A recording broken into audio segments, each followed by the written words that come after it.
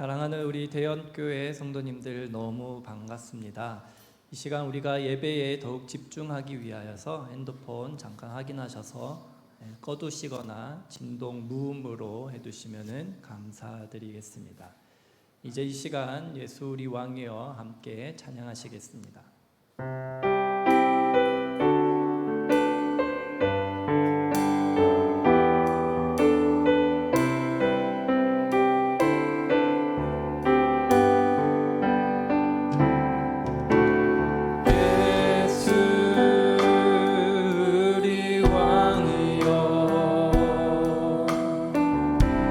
이곳에 오소서. 보좌로 주여 임하사 찬양을 받아 주소서. 주님을 찬양하오니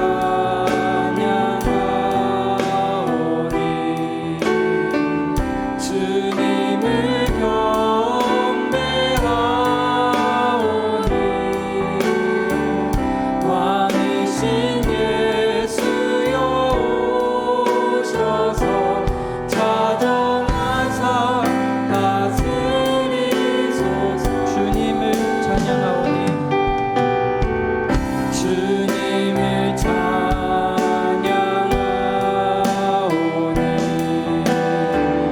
주님을 경배하오니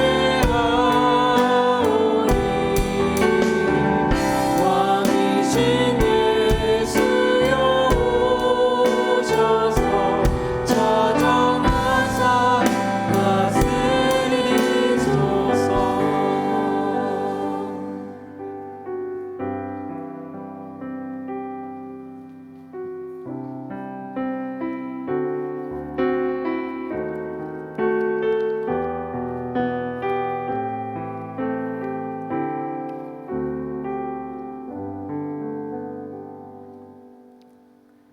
하나님 아버지 감사합니다.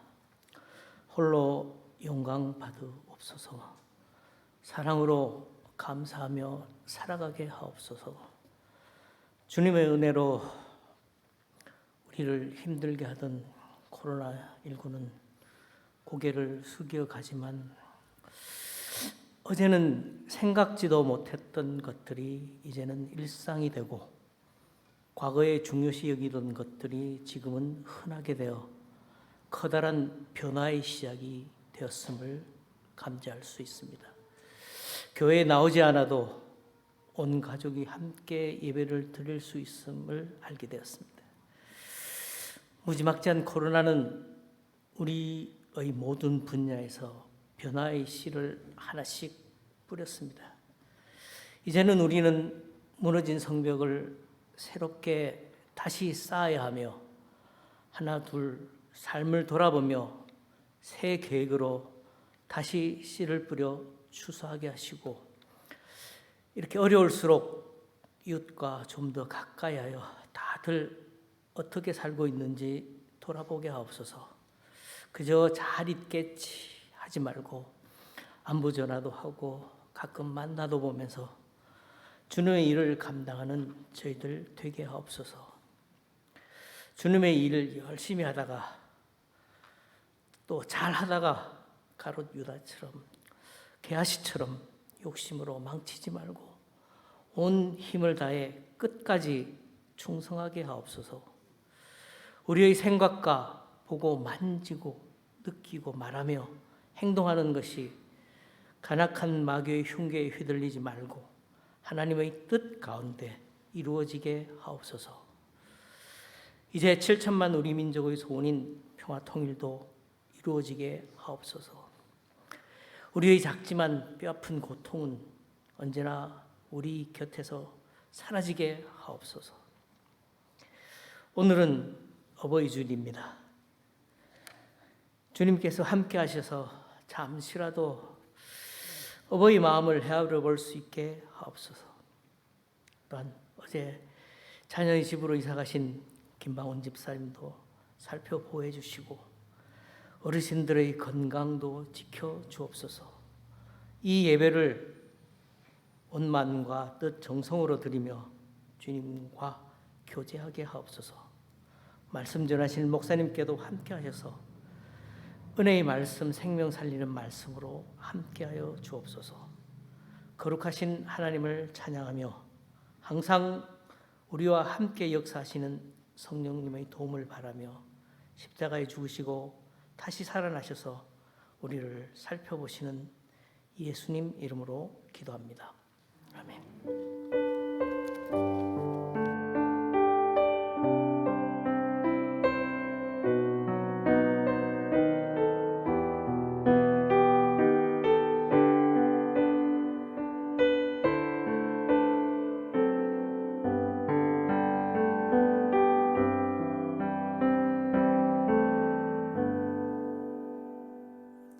예, 오늘 우리에게 주시는 하나님의 말씀은 구약 성경입니다. 구약 성경 창세기 11장 1절로 9절까지의 말씀입니다. 창세기 11장 1절로 9절까지의 말씀 제가 봉독하겠습니다. 하나님의 말씀 경청하시기 바랍니다. 온 땅의 언어가 하나요 말이 하나였더라. 이에 그들이 동방으로 옮기다가 신할 평지를 만나 거기 거류하며 서로 말하되 자 벽돌을 만들어 견고히 굽자 하고 이에 벽돌로 돌을 대신하며 역청으로 진흙을 대신하고 또 말하되 자 성읍과 탑을 건설하여 그 탑 꼭대기를 하늘에 닿게 하여 우리 이름을 내고 온 지면에 흩어짐을 면하자 하였더니 여호와께서 사람들이 건설하는 그 성읍과 탑을 보려고 내려오셨더라. 여호와께서 이르시되 이 무리가 한 족속이요 언어도 하나이므로 이같이 시작하였으니 이후로는 그 하고자 하는 일을 막을 수 없으리로다. 자 우리가 내려가서 거기서 그들의 언어를 혼잡하게 하여 그들이 서로 알아듣지 못하게 하자 하시고 여호와께서 거기서 그들을 온 지면에 흩으셨으므로 그들이 그 도시를 건설하기를 그쳤더라. 그러므로 그 이름을 바벨이라 하니 이는 여호와께서 거기서 온 땅의 언어를 혼잡하게 하셨음이니라. 여호와께서 거기서 그들을 온 지면에 흩으셨더라. 아멘. 여러분 많이 보고 싶고 또 그립고 그랬습니다. 여러분들도 그러셨죠? 아직까지는 우리가 좀 자유롭게 서로가 서로를 볼 수 없지만 지금 잠깐이라도 우리 보고 싶었던 우리 성도님들 얼굴 옆으로 이렇게 고개를 돌려서 눈빛으로라도 한번 보시고 인사 나누실 수 있기를 바랍니다. 예, 좀 오랜만에 뵙죠? 많이 그립습니다. 여러분들과 함께 하이파이브 하고 또 악수하고 끌어안고 기도하던 그런 일상들이요. 곧 속히 오겠죠. 그래도 그때까지 우리가 또 신중하고 또 절제하는 그런 삶을 살아야 할 것 같습니다. 미국에서 코로나 사태가 발생하면서 소위 말하는 휴지 대란이 일어났었습니다. 여러분 들으셨죠? 사람들이 마트에 휴지를 사러 갔는데 휴지가 없는 거예요. 그것도 대형 마트예요. 그래서 서로 휴지를 사기 위해 그야말로 소동을 피웠던 것입니다. 그렇다면 왜 최고의 과학 기술과 문명을 가진 나라에서 이런 일이 일어났을까요? 그것은 다름 아닌 지난 40년 동안 소위 말하는 세계화, 그 세계화가 만들어낸 그늘이라고 할 수 있겠습니다. 여러분 세계화가 무엇입니까? 이제 그 지구의 안에 사는 사람들이 과학 문명에 발달되어 있어서 반나절이면 다른 나라에 갈 수가 있게 된 거죠. 그래서 그야말로 온 세상이 지구촌이 된 거예요. 그렇게 되면서 생필품 같은 거는 인건비가 저렴하고 또 환경 문제가 비교적 까다롭지 않은 그런 나라에서 만드는 거죠. 그래서 그것을 전 세계에 수출을 하는 거예요.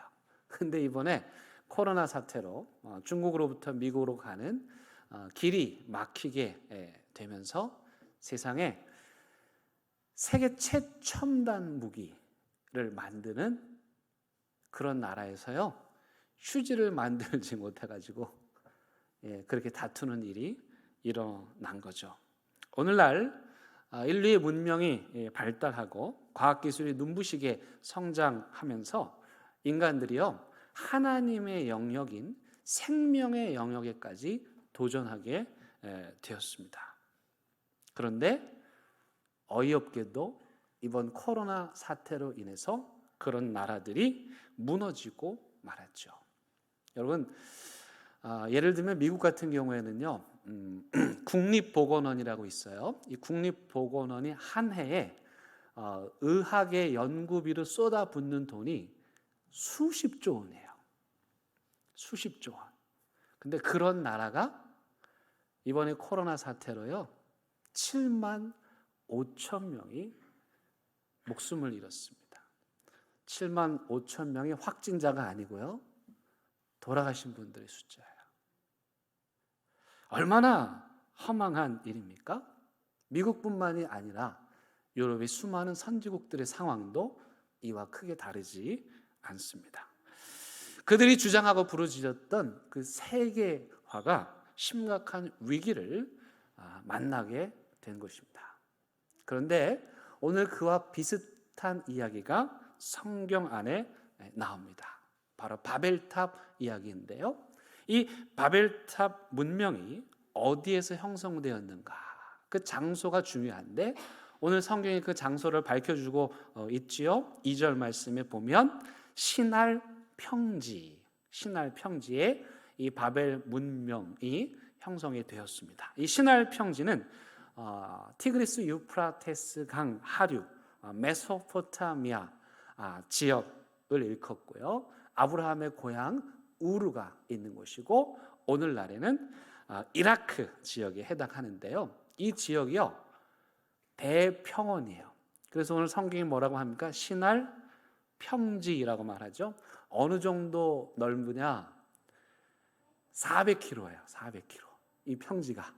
그러니까 부산에서부터 서울까지 산 하나 없는 그야말로 대평원인 거예요. 그런데 강하루여서 게다가 비옥하기까지 해요.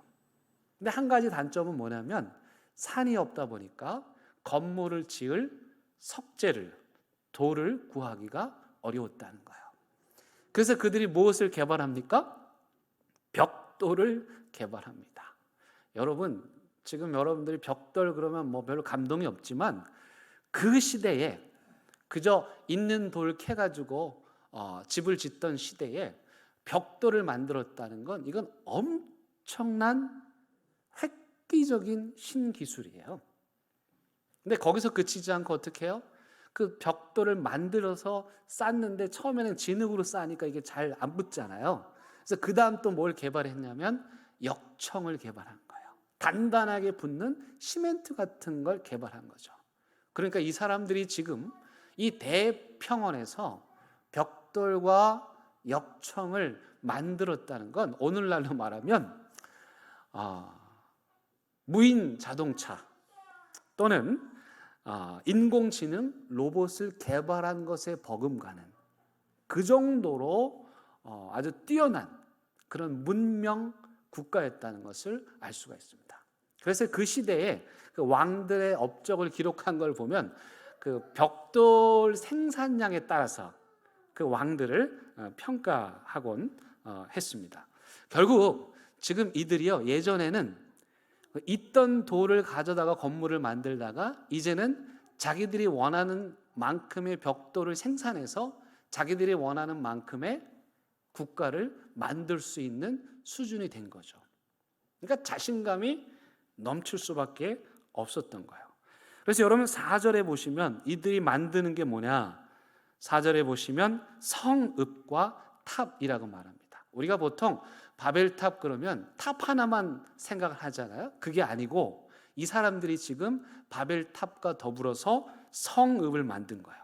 성읍은 뭐냐면 성벽으로 둘러싸여 있는 도시를 의미하는 것입니다. 그러니까 이들은 높은 성벽을 만들고 그 안에 도시를 개발하고 그 다음에 그 도시 한가운데 뭘 뒀겠어요? 그들의 기술을 자랑하는 높은 건물 바벨탑을 세워 놓은 거죠. 그 바벨탑 안에는 뭐가 있었겠습니까? 우상을 섬기는 신전이 있었던 거예요. 그런데 성경은 그들이 이 어마어마한 바벨이라고 하는 대제국을, 도시 국가를 건설한 의도를 세 가지로 설명하고 있습니다. 여러분 사전 한번 보시기 바랍니다. 또 말하되 자 성읍과 탑을, 그렇죠? 아까 말씀드렸던 성읍과 탑을 건설하여 그 다음 어떻게 해요? 그 탑 꼭대기를 하늘에 닿게 하고 그 다음에 우리 이름을 내고 그 다음에요 흩어짐을 면하자. 첫 번째 이들이 도시 문명 국가를 건설한 이유는 자신들이 세운 탑, 그 탑의 끝을 하늘에까지 닿도록 하기 위함이었습니다. 무슨 말일까요? 자신이 있다는 거예요. 이 벽돌과 이 역청이면 이거 가지고 저 무한한 하늘에 닿을 만한 그런 건물을 자신들이 만들 자신이 있다는 걸 말하고 있는 거죠. 한마디로 말하면 자신들의 기술을 지나치게 과신하고 있는 거예요. 그래서 하나님의 자리에 누구를 둔 겁니까? 과학, 기술, 문명을 둔 거죠.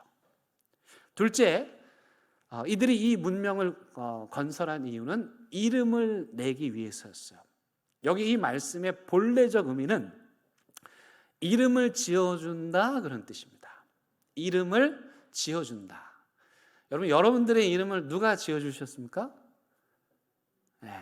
대개의 경우는 나에게 어떤 권위를 주장할 수 있는 부모님이나 할아버지가 이름을 지어주죠. 친구가 이름을 지어주지 않아요.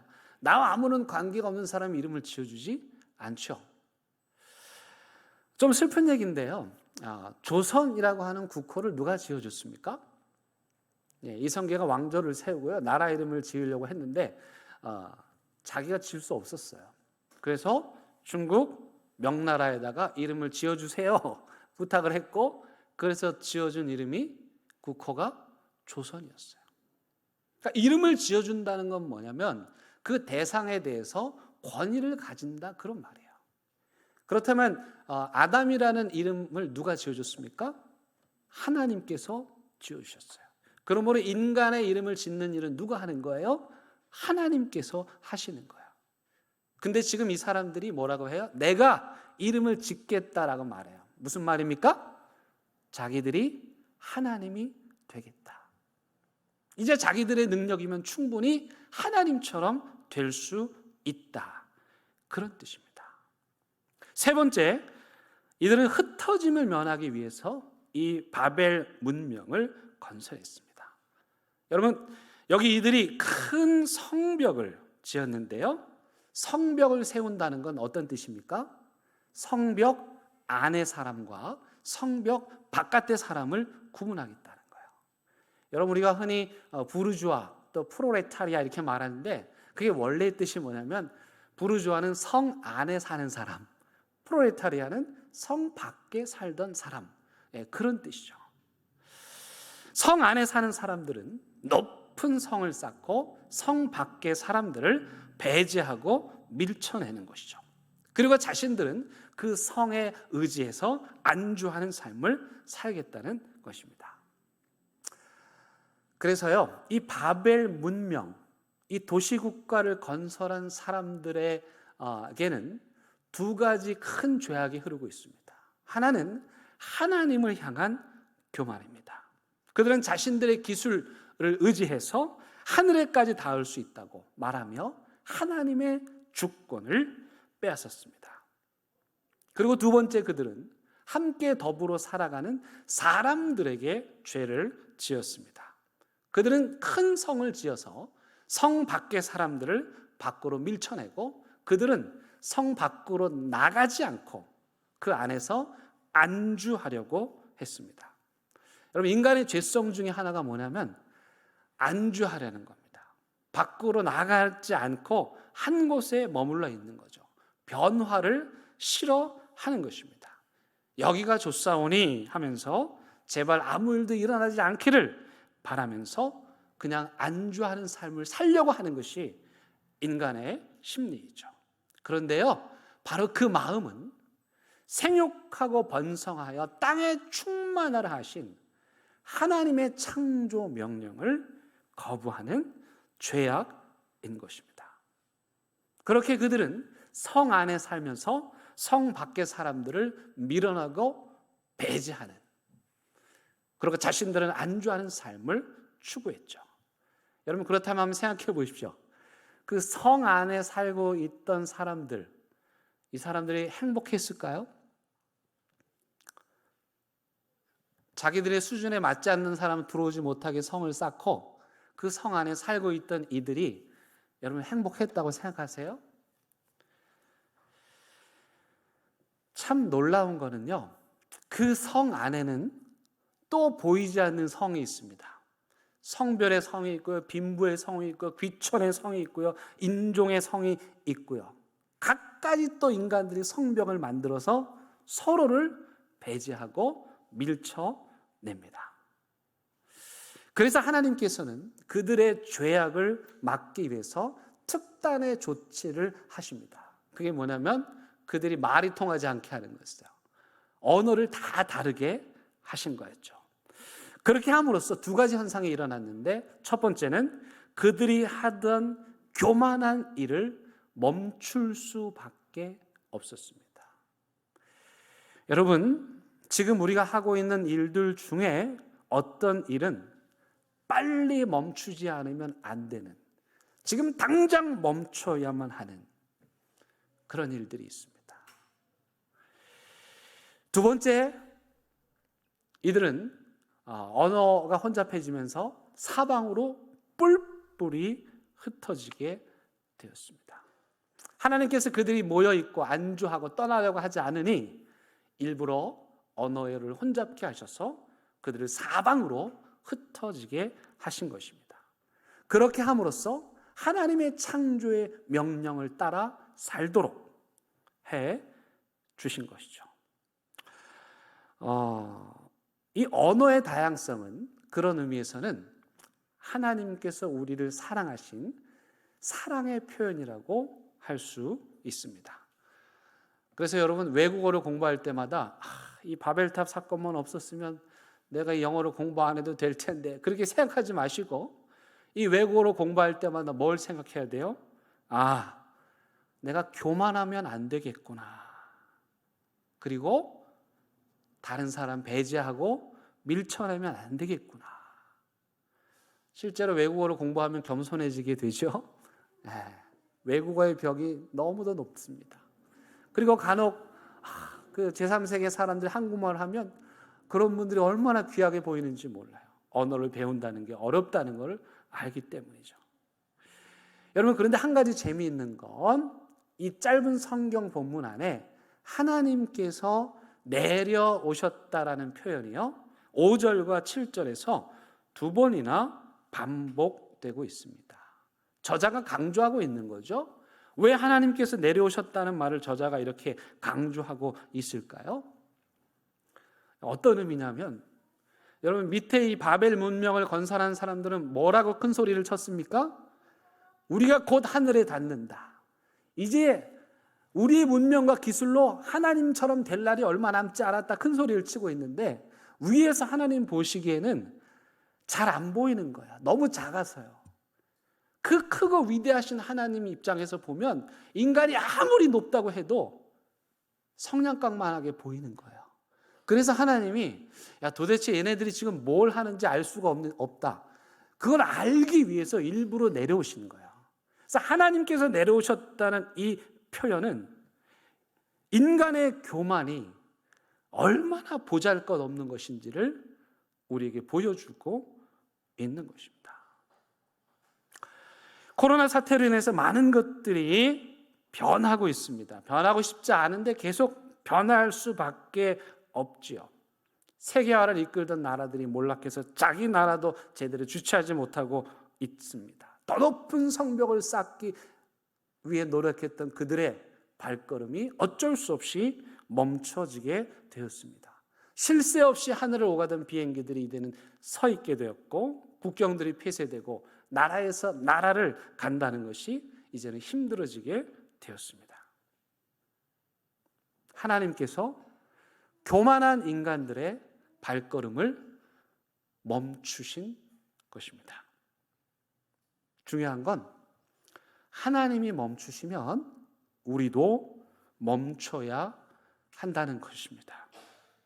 그 다음에는요, 곰곰이 생각해야 돼요.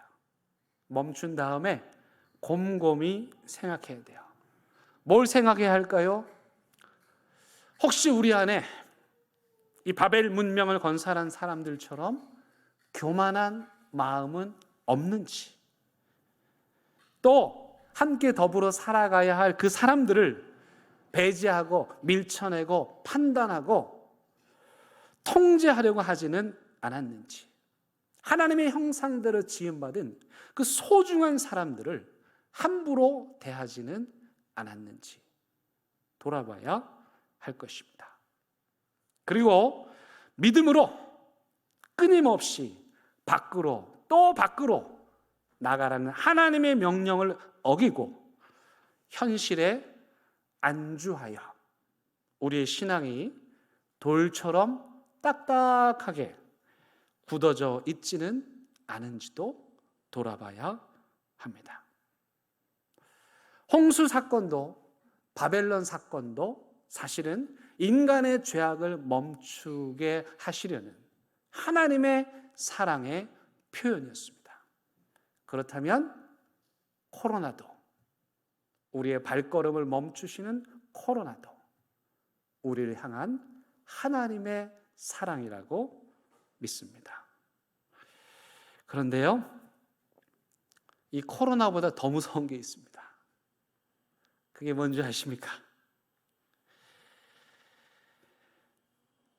하나님이 이 정도까지 하시는데, 이렇게까지 엄청난 재난을 겪고 있는데, 그럼에도 불구하고 하나님의 뜻을 헤아리지 못하고 여전히 구습에 얽매여 어리석고 교만한 길을 고집스럽게 걸어가는 것입니다.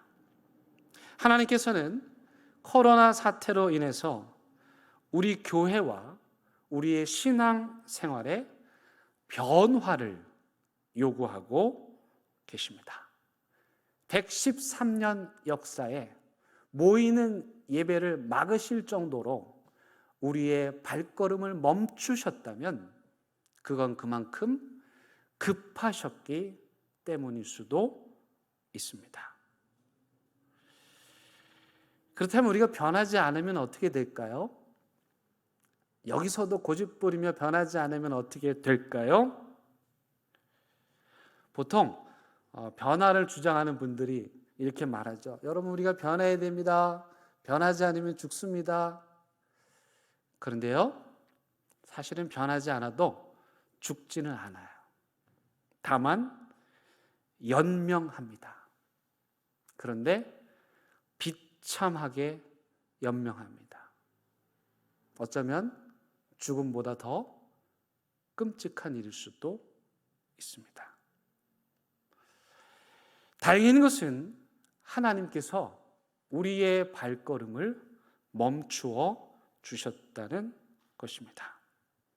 무슨 뜻입니까? 아직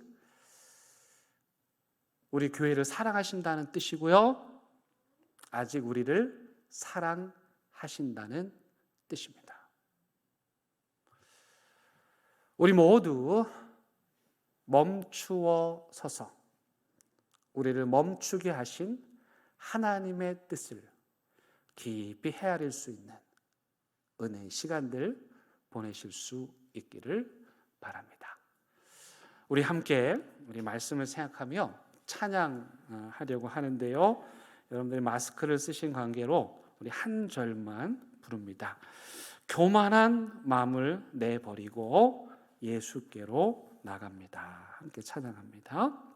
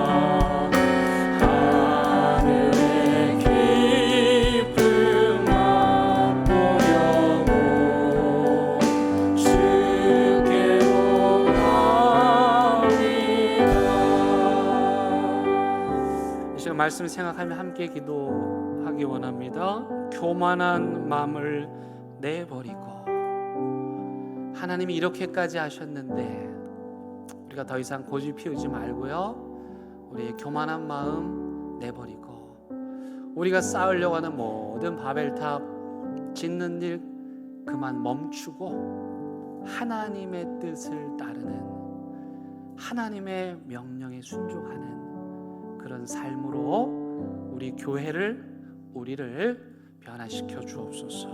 우리 함께 기도하시겠습니다. 하나님, 이 시간 저희들 하나님 앞에 나왔습니다. 다시 주님의 말씀 앞에 엎드립니다. 이 재난의 시대에, 이 고통의 시대에 우리의 발걸음을 멈추게 하시는 하나님, 그 하나님을 우리가 들여다 보게 하여 주시옵시고, 여전히 살아서 우리 안에 견고하게 서 있는 이 바벨탑을 하나님 무너뜨릴 수 있도록, 더 이상 바벨탑 쌓는 일, 죽음으로 가는 일, 교만으로 행하는 일 하지 않도록 도와주시옵시고, 이 길을 통해서 우리는 다시 한번 변화되고 새롭게 되어서 하나님께서 귀하게 쓰시는 주님의 교회가 되고 하나님의 백성들 될 수 있도록 하나님 축복하여 주시옵소서. 하나님 함께 하시고, 더 이상 이 죄악 가운데 머물지 않도록 주님 도와주옵소서.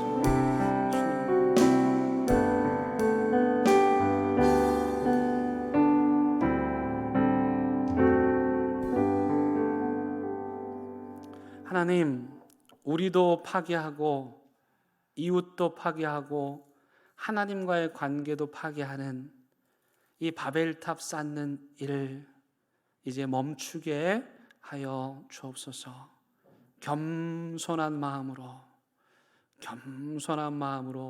하나님과 이웃을 섬기는 그런 복된 교회로, 믿음의 삶으로 우리 변화시켜 주옵소서. 예수님의 이름으로 기도드립니다. 아멘.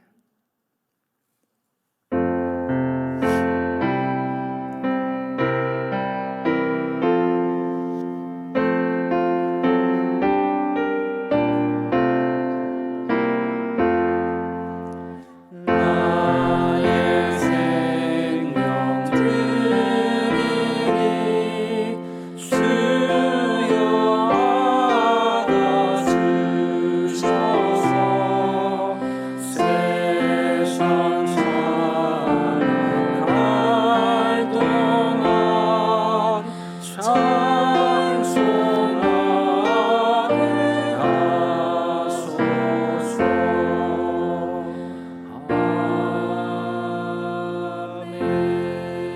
하나님, 이 시간 오직 하나님만이 우리의 주인임을 고백하며 귀한 예물 드립니다.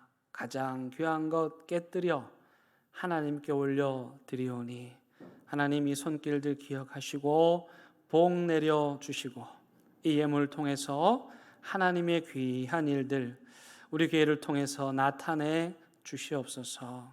하나님, 대연교회 모든 교우들 하나님 한 명 한 명 불꽃과 같은 눈으로 지켜주시고 보호하여 주시기를 바랍니다. 사랑하는 사람들이 질병의 고통에 시달리는 것을 아무것도 하지 못하고 무기력한 채 옆에서 지켜보기만 해야 하는 병상에 있는 사람들 하나님 위로하여 주시옵시고, 하나님께서 주신 새 생명 이 땅에 나기까지 뱃속에 품고 이런저런 아픔의 시간들 견뎌내고 있는 여종들의 삶도 붙잡아 주시고, 이 맑은 하늘, 화창한 날씨 누리지 못하고 집안에 갇혀 지내고 있는 우리 아이들에게 그 마음이 결코 작아지지 않도록 도와주시옵시고, 코로나로 인해 요양원에 누워있는 분들, 그분들조차 만나뵐 수 없는 그 아픔 가운데 있는 분들 하나님 위로하여 주시옵시고, 우리 어르신들 두렵고 막막하고 어색하고 답답한 이 시간들 잘 견딜 수 있도록 주님 꼭 붙들어 주옵소서. 예수님의 이름으로 기도드립니다. 아멘. 우리 교회 소식 함께 나누도록 하겠습니다. 여러분 마스크 지금 하고 계신 거 좀 답답하시긴 할 텐데요. 제가 볼 때는 마스크한 여러분들 얼굴도 아주 아름답고 보기 좋습니다. 교회 안에서는 답답하시더라도 마스크를 꼭 착용해 주시기를 바랍니다. 그리고 오래 만나서 하고 싶은 말도 많지만 우리 짧게 만나고 긴 여운을 남기는 그런 만남이 됐으면 좋겠습니다. 아직 이 사태가 진정이 되지 않았고 또 여러분들이 들으시는 것처럼 지금 또 갑자기 또 어려운 상황에 우리가 처하게 되었습니다. 그래서 우리가 서로를 배려하고 조심하는 차원에서요, 실내에서는 일체의 만남을 갖지 말아 주시기 바랍니다. 대화도 나누지 마시고요, 3, 4, 5 모여 계셔도 안 됩니다. 밖으로 나가셔서 좀 멀리 거리를 띄우고 인사하시는 정도, 안부를 묻는 정도로만 해주시고요. 그리고 일체의 신체 접촉을 삼가해 주시기 바랍니다. 저도 여러분들 악수하고 싶고 끌어안고 싶고 한데 당분간은 참도록 하겠습니다. 그래서 제가 이제 예배 후에 앞으로도 계속 여기에서 당분간은 여러분들께 인사를 드리는 걸 이해해 주시기 바라고요.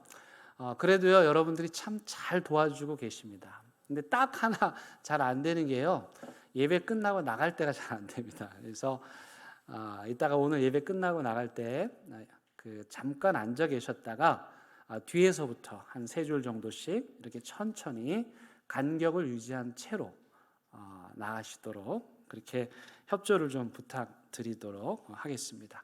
우리가 부활절 기쁨의 50일을 함께 보내면서 가정 예배를 특별하게 드리고 있습니다.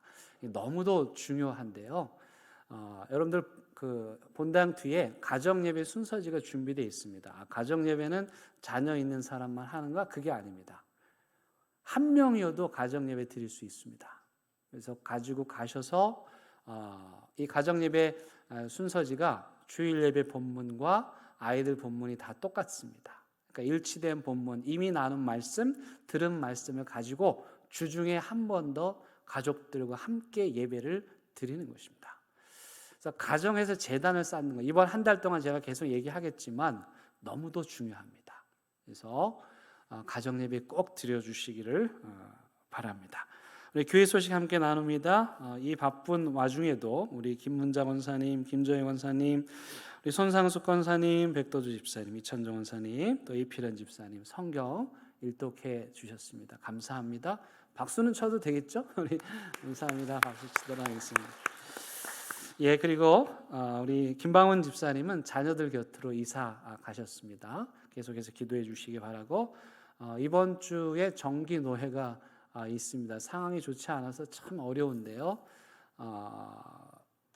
이 노회 모임을 위해서 기도해 주시기를 바랍니다. 이제 다 함께 일어나셔서 우리 결단의 찬양 함께 1절만 부르시겠습니다.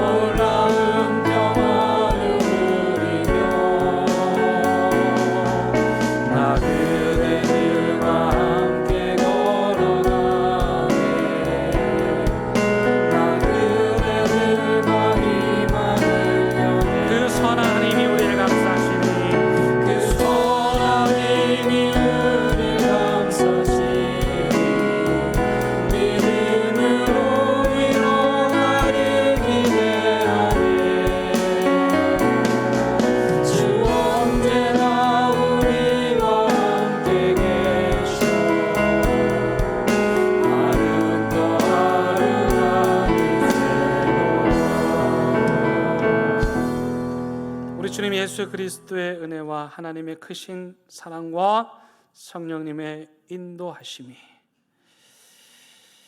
이제는 우리만의 성 안에 있지 않고 성 밖으로 뛰어나가 하나님의 창조의 명령, 구원의 명령을 마음껏 누리며 성 밖에 있는 그들에게 이 진리의 복음, 생명의 복음 증거하는 살아있는 삶, 그렇게 하나님의 뜻을 이루는 삶을 살기로 다짐하고 결심하는 사랑하는 대개 모든 성도들 위해, 이들의 가정과 일터와 사업장 위에, 재난의 현장 위에, 이 나라 이 민족 위에 이제부터 영원토록 함께 하시기를 간절히 축원하옵나이다. 아멘.